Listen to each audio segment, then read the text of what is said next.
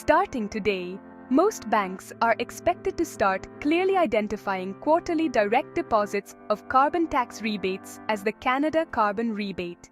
Many eligible Canadians will receive another quarterly rebate from the federal government today to compensate them for paying the federal fuel charge, commonly known as the carbon tax. Recent changes to the Financial Administration Act compel banks to label government payments accepted for deposit. Carbon tax rebates are to appear in personal bank accounts as the Canada Carbon Rebate or CEDA Carbon Rebate. A senior federal government source with knowledge of the move said internal government polling shows roughly half of Canadians who are eligible for the rebate don't know it exists. The source, who was not authorized to speak publicly, said that most banks are expected to use the government's labeling starting today. CIBC, the source said, is expected to adopt the labeling in October. Carbon pricing works differently in Quebec, British Columbia, and the Three Territories. These jurisdictions have their own carbon pricing systems, or their residents do not receive federal rebates. Everywhere else, the Prairies, Ontario, and Atlantic Canada, Canadians receive the federal rebates and pay the federal carbon tax.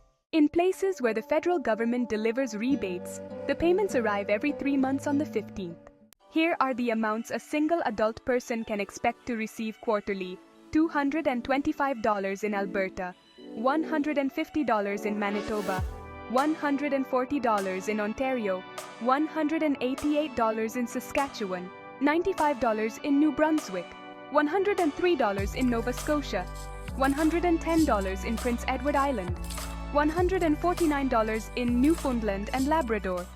Here are the amounts a family of 4 can expect to receive quarterly: $450 in Alberta, $300 in Manitoba, $280 in Ontario, $376 in Saskatchewan, $190 in New Brunswick, $206 in Nova Scotia, $220 in Prince Edward Island, $298 in Newfoundland and Labrador.